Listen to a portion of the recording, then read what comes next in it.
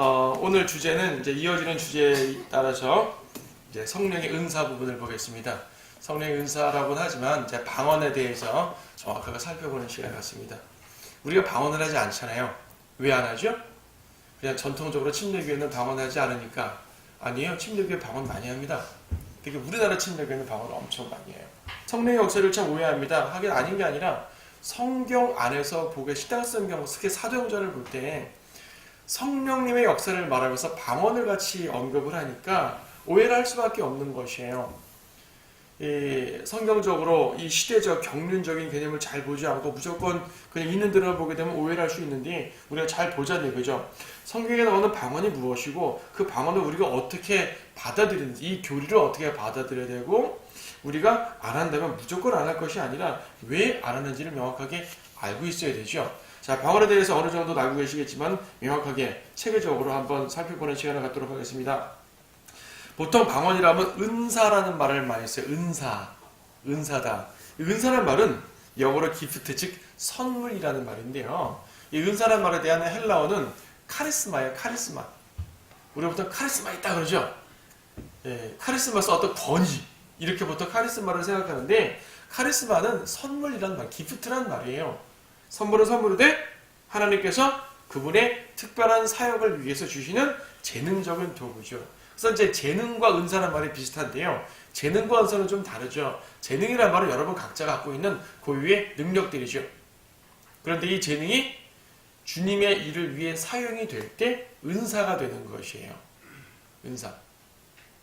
내가 아무리 어떤 능력이 많아도 그것이 자기가 잘 먹고 잘 살기 위해 사용되면 그건 은사가 아니죠. 근데 그 능력을 성도들에게 사용한다는 얘기입니다. 그렇죠. 어떤 사람들은 사교성이 되게 좋아요. 재능이죠. 근데 사교성이 세상에서는 그냥 자기의 재능인데, 교회에서 성도들 간에 대화하면서 권면해주면서 마치 어떤 그 하나로 이끄는 끈 같은 역할을 하게 되면 그는 은사가 되잖아요. 성도들을 세워주는 은사가 되죠. 그렇죠.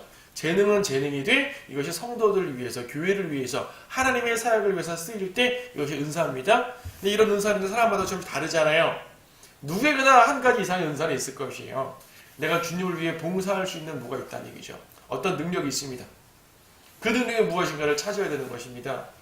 근데 왜 이런 말을 하냐면, 은사주의자들이 은사라는 말을 할 때 주로 방언, 신유란 말은 치유, 이제 병고침을 말합니다. 병고침인데 신자 써가지고 하나님의 치유란 말이죠. 신유라 그러는데 신유한다는 얘기죠. 어떤 사람이 안수하면은 병고침 받으니까 신유의 은사, 방언의 은사, 이런 말 많이 하는데 그건 잘못된 표현이죠. 방언이 당시에는 어떤 은사처럼 쓰여지기도 했었어요. 왜냐하면 방언을 못한 사람보다 방언을 한 사람들이, 한 사도들이, 그러니까 사도들은 방언을 했는데 사도들을 통해서 역사가 많이 일어났단 말입니다. 당시의 상황에서 성령의 오심을 증거하는 어떠한 표적이 되었어요. 자, 예수님이 이 땅에 오셨습니다. 예수님이 이 땅에 오셨는데 사람들이 예수님이 그분이 메시아인 줄 어떻게 알아요? 아무리 예수님 가서 설교를 통해 내가 메시아다, 그리스도다 설교한다고 다 믿겠습니까? 뭔가를 표적을 행해줘야 될 거 아니겠어요? 눈에 보이는 무엇인가를 보여줍니다. 병고침이라든지 풍랑을 잠자게 했다든지 죽은 사람을 살렸다든지 뭔가 이런 특별한 능력들을 보이심으로써 예수님이 저분이 메시아구나 라는 것을 사람들에게 각인시켜 주셨단 말입니다. 즉 표적이라는 것은 그분을 증거하는 도구입니다. 예수님이 올라가셔서 승천하셨어요. 승천하신 다음에 이제 제자들에게 성령님을 내려 보내주셨는데, 성령님이 오셨는데 예수님은 눈에 보이는 육신을 입으셨지만 성령님은 눈에 보이지 않잖아요. 그러니까 성령님의 능력은 성도들을 통해 나타날 수밖에 없는 거죠. 예수님은 그냥 본인이 하시면, 당신께서 하시면 됐는데 성령의 능력은 성도들을 통해서만 나타날 수밖에 없죠. 그럼 성령께서 임한 자와 임하지 않은 자를 구분하는 모습이 보여야 될 거 아니겠어요. 그래서 눈에 보이는 어떠한 표적을 주신 것이에요. 그래서 제자들도 병고침도 행했습니다. 그런데 그보다는 좀 더 근본적인 표적이 필요했던 것이죠. 그것이 바로 방언이에요. 왜 하필이면 방언이었냐? 다른 걸로도 표적할 수 있잖아요. 제자들도 병고침이나 어떤 위대한 이적 행하는 것도 표적될 수 있는데 굳이 왜 방언이었냐? 한번 뒤에서 보겠지만, 방언은 당시에 집체적으로 재빨리 복음을 전해야 될 필요가 있었던 것이에요. 천천히 복음을 전할 수 있는 여유가 없었던 것이죠. 뭐 결과적으로 2000년 동안 이제 계속 복음이 전파되긴 했지만 사실 예수님 당시에는 제자들은 하나님의 나라가 곧 이루어질 수 있다는 그러한 생각 속에 살았단 말입니다. 하나님의 나라가 곧바로 이루어지려면 제자들에게 세상에 폭발적인 복음이 전해져야 된단 말입니다. 복음은 뭘로 전해줘요? 말로 전해줄 거 아니겠어요? 그래서 이 언어에 대해서 하나님이 특별한 표적을 주신 것입니다. 그것이 바로 방언이에요.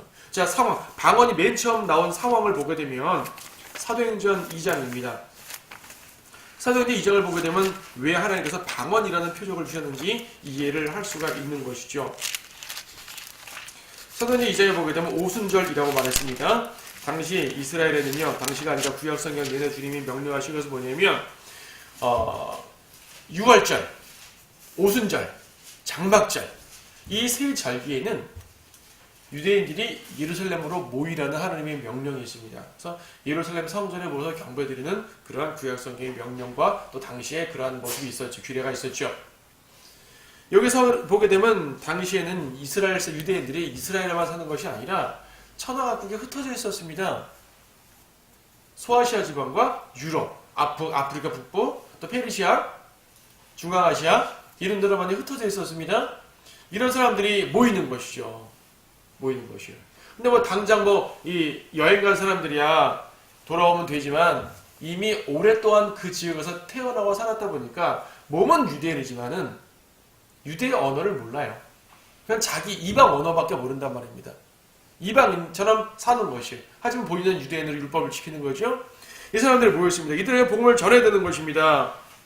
그래서 5절 당시 예루살렘에는 신앙심이 깊은 유대인들이 천하 각국으로부터 와서 머물고 있었다고 그렇습니다.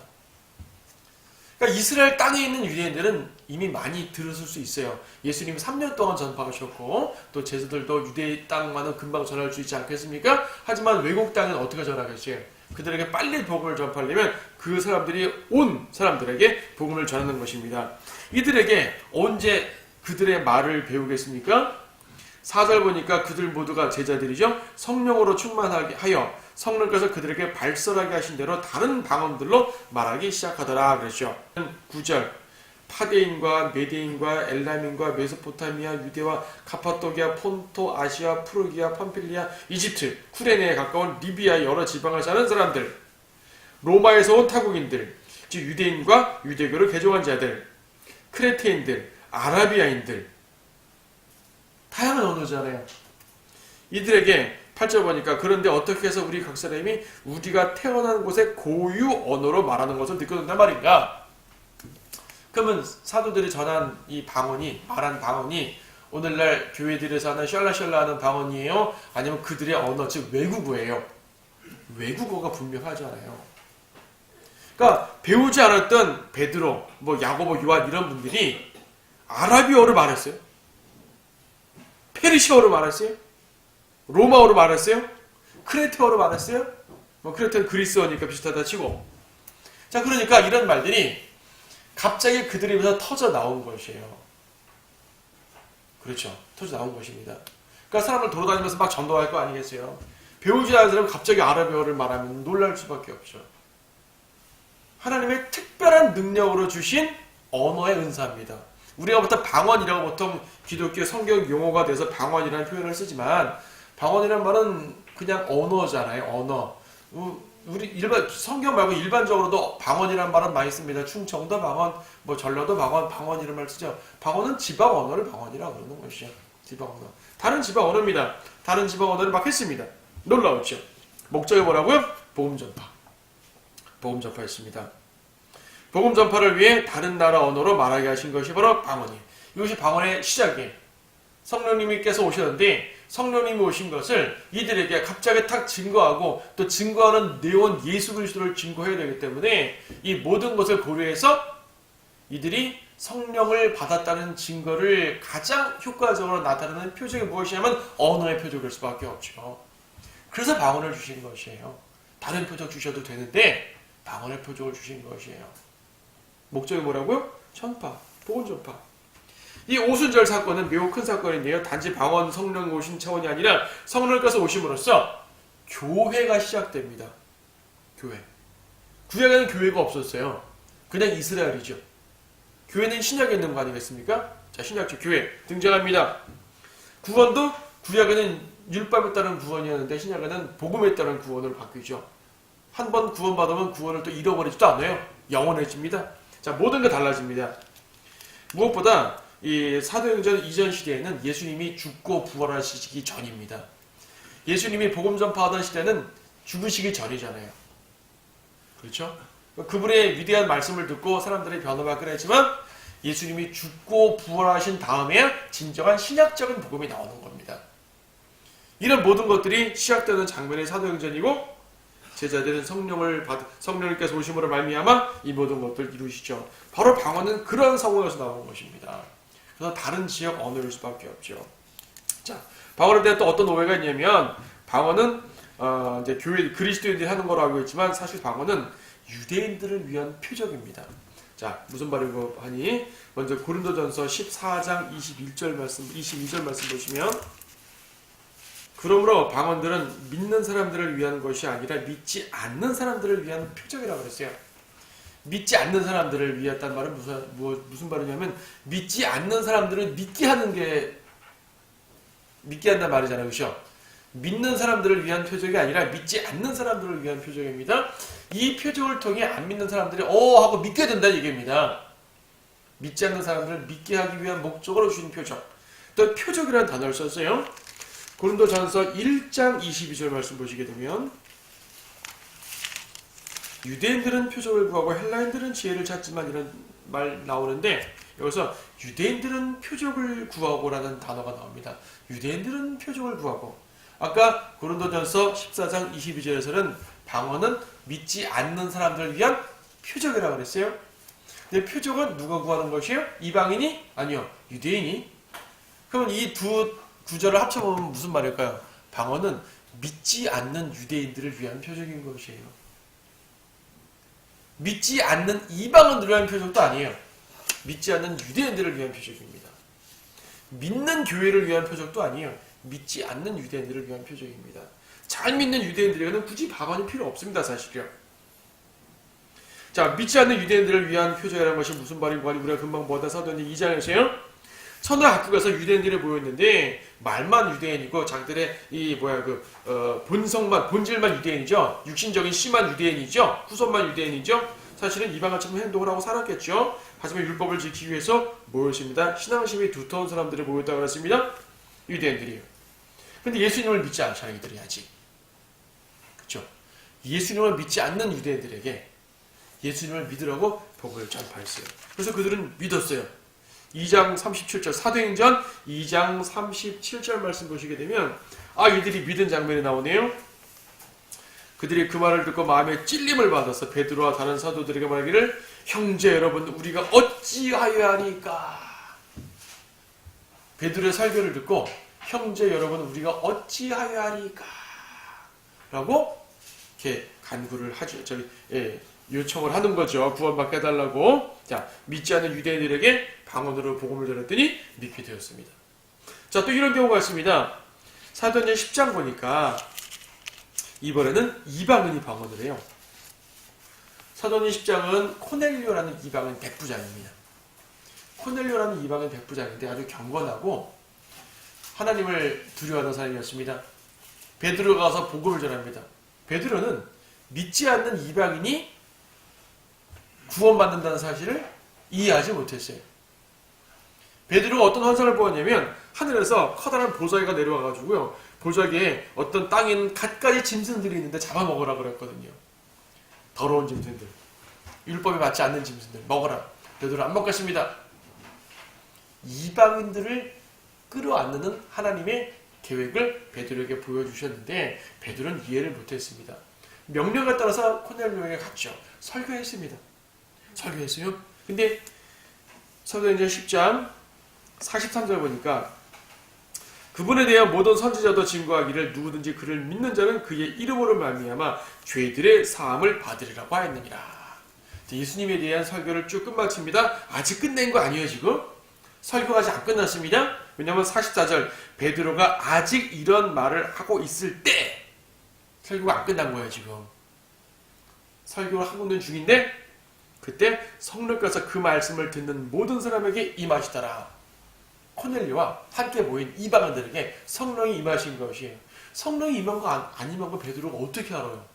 성령은 눈에 보이지 않는 분이고 내적으로 임하시는데 알 수가 없죠. 알려주셔야 될 거 아니겠어요. 지금 베드로는 믿지 않는 유대인이었어요.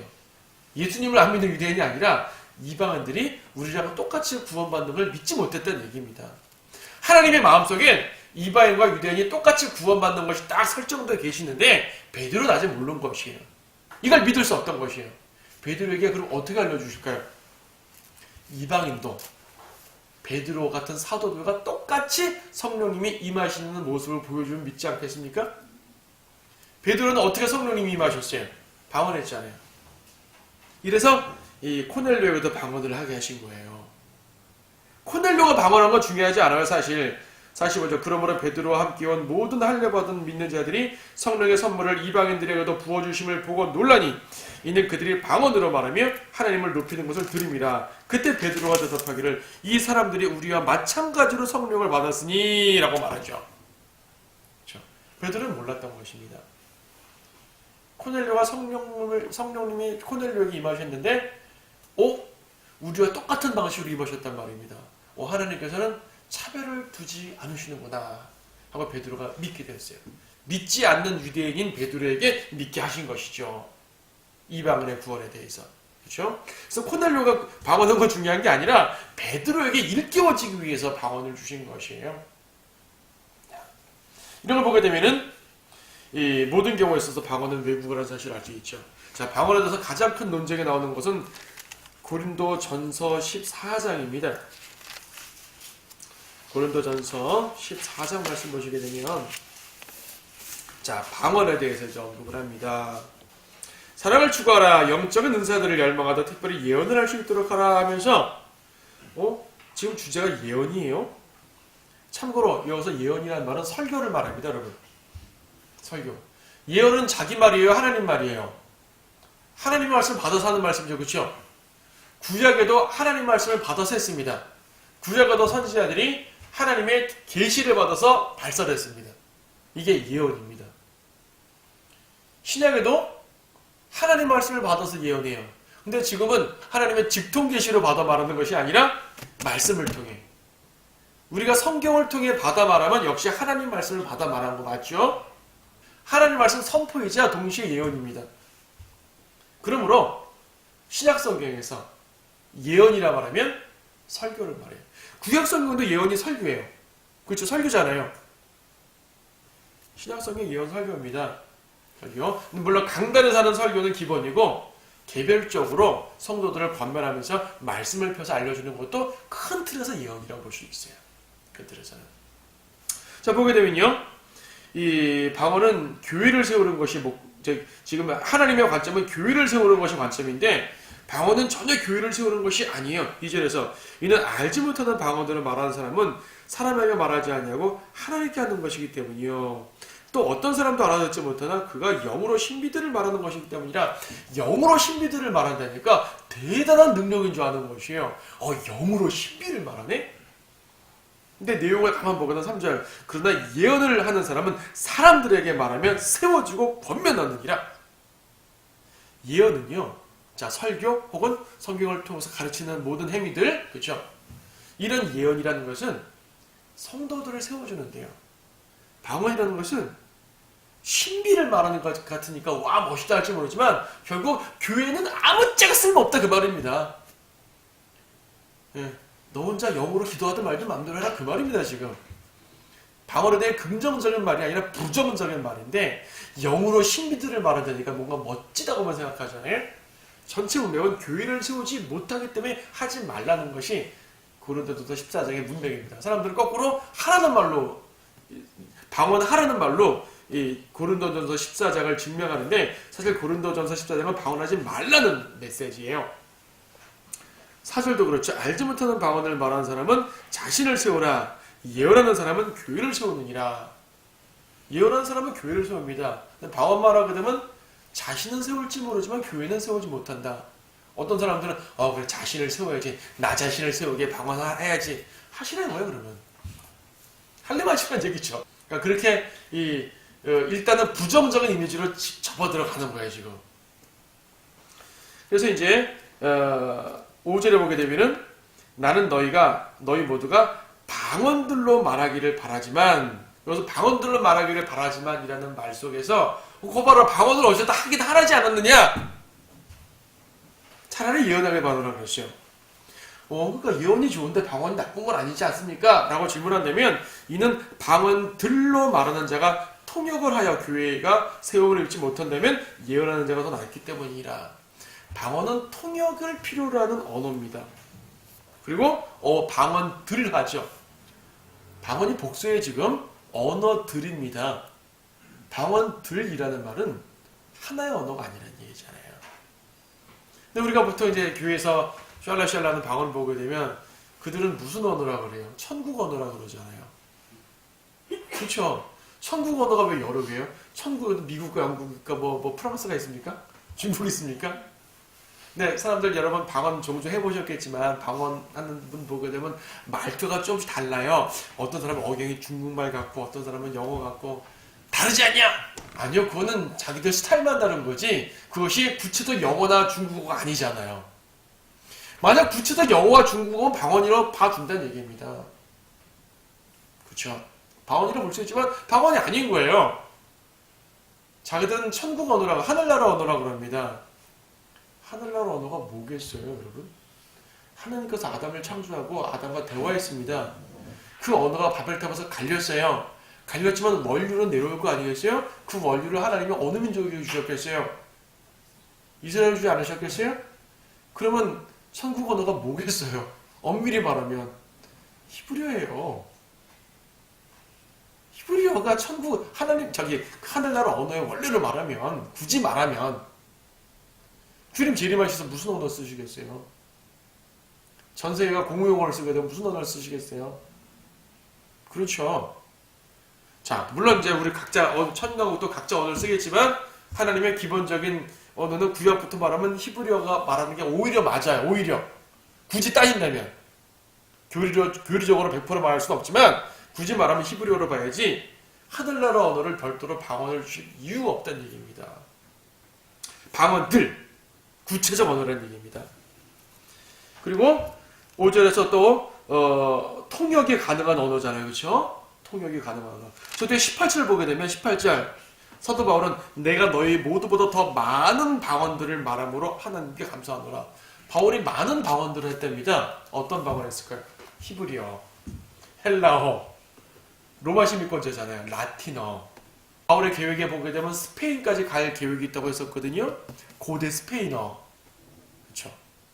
그리고 이제 사도행전 28장 이후로 바울이 죽기까지 몇 년이 있는데 이 몇 년 동안은 어디 가는지 혹시 알 수가 없어요.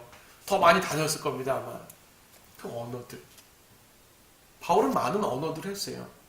여러분 중에서 영어를 잘하는 분이 계십니다. 남들보다 영어가 좀 습득이 빨라요. 바울 은사 있는 것이요, 그분은. 남들보다 더 습득이 빠르죠. 그쵸? 저는 영어를 몇십 년 공부해도 잘 못하는데 어떤 분은 좀 공부해도 잘한다는 얘기예요. 바울 은사 있는 거예요. 근데 그것이 자기를 위해서면 그거는 언어의 재능일 뿐이고 그것이 복음 전파로 사용되면 은사가 되는 것이죠. 그럼 언어의 은사잖아요. 어느 은사니까 바울의 은사 맞지 않습니까? 그런 겁니다. 7절부터 쭉 이어진 내용 보게 되면 방언은요. 여기서 이제 이 소위 말하는 샬라샬라는 방언들은 필이나 하프같이 생명이 없는 것들도 무엇인지 구별할 수 있어야 되는데 구별할 수 없으면 안 된다. 9절. 너희도 마찬가지라. 만일 너희가 방언으로 쉽게 알아들을 수 없는 말을 한다면 무슨 말을 하는지 어떻게 할 수 있겠느냐? 이건 너희가 허공에다 말하고 있는 것이라. 너희 자신은 영어로 말한다고 하지만 내가 볼 때는 허공에다 하는 거야. 그 말입니다. 지금. 부정적인 메시지예요. 절대 긍정적인 메시지가 아닙니다. 12절도 너희도 마찬가지라. 너희가 영적인 은사들을 열망한 이상 교회를 세우는데 풍성하기를 구하라. 교회를 세운다. 신약 성경에 세운다는 말이 꽤 많이 나와요. 구약 성경에 안 나오는 단어인데요. 세운다.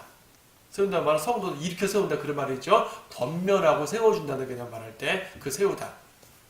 세우는 것. 교회를 세웁니다. 교회를 세우는 데는 예언은 의미가 있지만 방언은 전혀 의미가 없습니다. 즉 교회에 도움되지 않으니까 교회에서는 하지 말라 그 말입니다. 그러므로 방언은 엄밀히 말해 은사가 아닙니다. 교회를 세우지 못하기 때문이지요. 교회를 세워주는 것이 아니면 성도들을 세워주는 것이 아니면 은사가 아닙니다. 예언은 은사입니다. 설교는 은사죠. 성도들을 세워주는 것이니까. 강단 설교든 개인적 권면이든 그건 은사입니다. 그래서 상담은 꽤 큰 은사예요. 상담 잘하는 분들 계시잖아요. 그거는 꽤 큰 은사입니다. 그 은사를 주님께 사용하지 않고 세상 것에만 사용하게 되면 곤란하겠죠. 찬양의 은사, 말씀 전하는 은사, 상담의 은사, 봉사의 은사. 성경에 봉사의 은사라는 말은 없지만은 주님의 교회에 성도들을 세우는 데 사용된다면 다 은사로 활용할 수 있다는 것이죠. 14절도 또 사람들 오해하는 구절입니다. 만일 내가 알지 못하는 방언으로 기도하면 내 영은 기도하는 것이지만 나의 지각은 열매를 맺지 못하리라. 방언 기도는 영으로 기도하는 거다 이거죠. 한국말로 기도하면 마음으로 기도하는 것. 방언으로 기도하면 영으로 기도하는 것. 그럴까요? 자 보세요. 어디에요? 이 요한복음 4장 24절 보게 되면 하나님은 한 영이시니 그분께 경배드리는 자들은 영과 진리로 경배드려야만 하리라.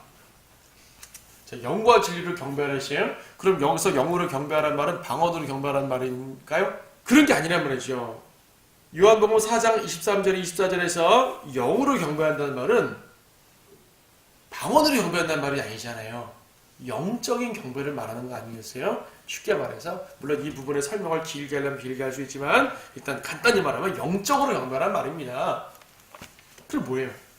방언으로 하는 영적 경배 기도고 한국말로 하면은 영적 경배 영적 기도가 아니면 하면 안 되죠. 물론 영적 기도는 하나님의 뜻에 맞게 하나님이 받으시는 모든 기도는 다 영적 기도예요. 한국말로 해도 영적 기도입니다. 그렇죠? 네. 한국말로도 영적 기도입니다. 그러므로 영으로 기도하고 지각으로 기도하고 영으로 찬양, 지각으로 찬양 다 한다 얘기입니다. 근데 영으로 기도한다고 자랑하지 말란 말입니다. 지금 14절에서 영으로 기도한다는 말이 14장 2절에서 영으로 신비들을 말한다는 거하고 같은 말이에요. 자기는 영으로 신비를 말하는 것 같지만 사실 교회에 덕이 안 되니까 하지 말라 그 말입니다. 그리고 어쨌든 외국어라는 사실이죠. 왜 알지 못하는 방언이냐면 다른 사람이 알지 못하기 때문이에요. 나는 알지만 다른 사람은 모릅니다. 때로는 자기도 모를 수도 있어요. 여기 당시에 특별한 이 사도행전 시대에 특별한 이 표적 상황에서는 그럴 수도 있어요. 자, 그래서 기본적으로 방언은 외국어고 질서 있게 하고 외국어지만은 질서 있게 해야 되는 것이고 외국어 자체만 하게 되면은 어떠한 경우도 성도를 세울 수가 없으니까 교회에서 하지 말라는 것이고 그렇습니다. 영적 기도가 아니란 말입니다. 23절에 보게 되면은 그러므로 만일 온 교회가 한 자리에 함께 모여 모두 방언으로 말을 하게 되면 배우지 못한 사람들이나 믿지 않는 사람들이 들어와서 너희가 미쳤다고 말하지 아니하겠느냐? 근데 모두가 예언해 보세요. 물론 한꺼번에가 아니라 순서대로 하라고 말씀하지만 모든 성도가 예언합니다. 새신자가 왔어요. 예언하는 것이요. 성경 말씀으로 권면도 해주고 죄도 지적해주고 물론 막 공격한다는 말이 아니라 권면하고 세워주면서 하나님의 말씀을 증거해줍니다. 그럼 그 사람이 자기의 죄도 찔림받고 하나님과 온전한 경배를 드리게 될 텐데 오는 사람마다 붙잡고 방언하는 듯 해보세요. 샬라샬라 샬라샬라 샬라샬라 샬라샬라 미쳤다고 하지 않겠느냐 그 말인데 지금 미쳤다고 하는 것입니다. 그래서 성도를 세우는 게 중요하다고 말씀하시죠. 방언은 혼란케 하는 무질서함의 극치입니다.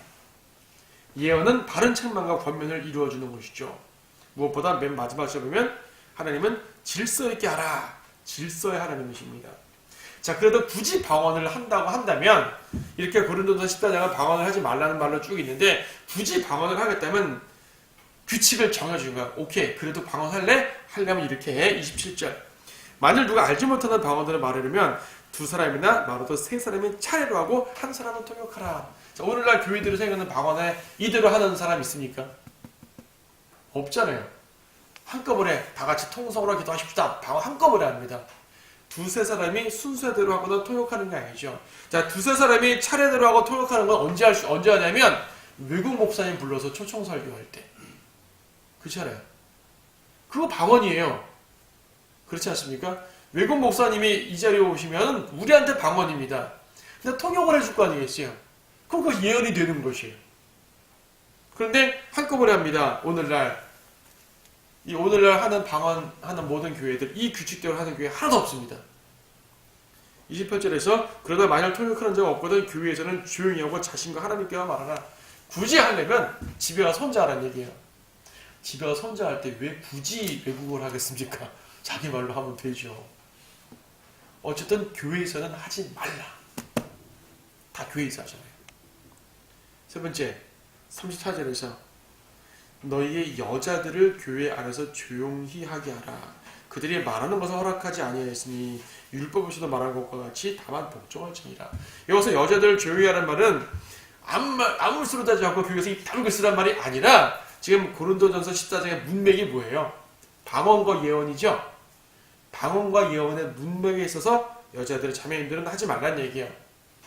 그러니까 이것 때문에 설교권도 자매님이 없는 거예요. 그러니까 목사가 여자가 되면 안 된다는 게 이 구절 때문인 거예요. 말하자면 목사는 설교하는 예언하는 사람인데, 그래서 이제 디모데전서에서도 한 아내의 남편이란 말도 있지만은 여자들이 교회에서 조용히 하라는 말은 설교하지 말고 방언하지 말란 말이에요.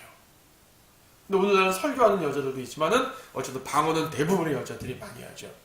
교회 내에서 남자들보다 여자들이 방언을 더 많이 합니다. 보통 여자들이 더 열성 있는 분들이 많다 보니까 그런데, 하여튼 이 세 가지 규칙을 한다면 방언을 허락한다 하더라도 이 세 가지 규칙에 따르면 오늘날 제대로 하는 교회는 하나도 없는 것이에요. 그럼 방언을 하라 말라? 하지 말라. 방언은 성령의 은사도 아니다? 아니다. 당시 사도행전 시대에는 특별하게 그 표적을 전할 필요가 있어서 했지만 오늘날은 아닙니다. 그러므로 이제 오늘날 성령의 은사 운운하면서 방언하는 사람들은 비성경적인 것이고 우리가 이래서 방언을 하지 않는다는 사실을 분명히 아시기 바랍니다.